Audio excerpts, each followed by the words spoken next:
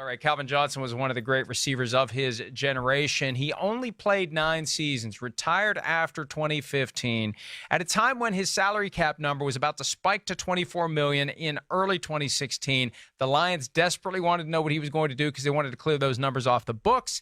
He ultimately retired, and then the Lions said, oh, by the way, you have to pay us for the privilege of retiring. Of $3.2 million in unearned signing bonus money, the Lions eventually got back 7 figures, roughly $1 million. And now that they want to make nice with Calvin Johnson over the weekend at his youth football camp made it very clear what the Lions have to do. He said they already know what they have to do. The only way they're going to get me back is to put that money back in my pocket. They can put it back, then they can have me back. That's the bottom line. And I love the candor. There is no hidden agenda here. There is no mincing of words. Hey, Lions, you know what you did. You made me pay back $1 million.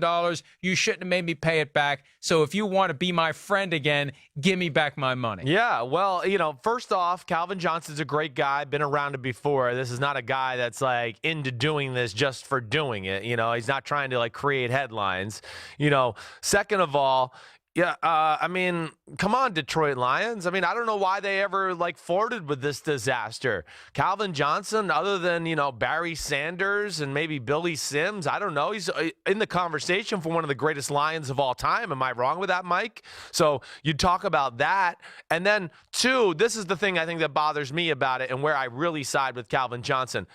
It's not like he retired because he was like, I'm bored. I'm going to go retire and make movies or, become a writer for, rap songs or something like that. It's not like he went into some business venture. This is a guy that dealt with a chronic knee issue, bone on bone every day of his life. We talked about him early at the show with Todd Gurley. Calvin Johnson at the end of his career couldn't practice. All he did was suit up and play on Sunday because, jamming his leg into the ground to run routes had taken its toll eventually. So that's why he had to retire, and that's where it's a bad look for the Lions, and I don't blame him for not coming around until they pay him his money back.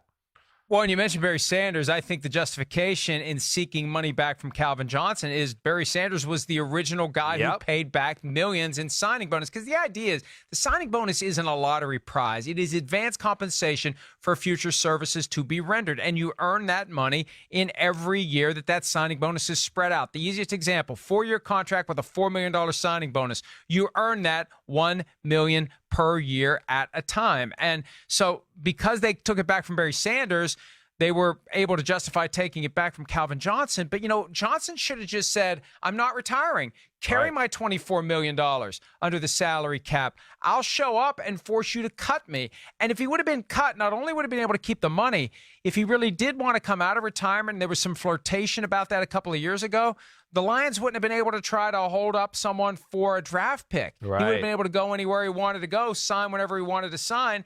And, so I really do question. I don't know how much the agent was involved in this planning. The agent should have been extremely involved. Yep. And there should have been a strategy here for making this work. And you say to the Lions, he's not retiring. Cut him. And if you want him to retire, we want 2 things. We want, number 1, a guarantee that you're not going to seek any of his money back. And number 2, if he does choose to unretire, you will immediately release his rights so he can go play for whoever he wants to play for. Yeah. Otherwise, we're going to force you to go through the indignity of cutting him because we know you don't want to cut him because your fans will be upset with you if the headline is Lions cut Calvin Johnson. Yeah, you're exactly right, Mike. And when you wrote the article on Saturday or whenever I read it on Pro Football Talk, I think it was Saturday. Yes, if there's one area to blame Calvin Johnson here, they could have handled it differently. Certainly did not have the right advice here from the agent or whoever was around him as far as how to tackle this situation the right way. But regardless, gosh,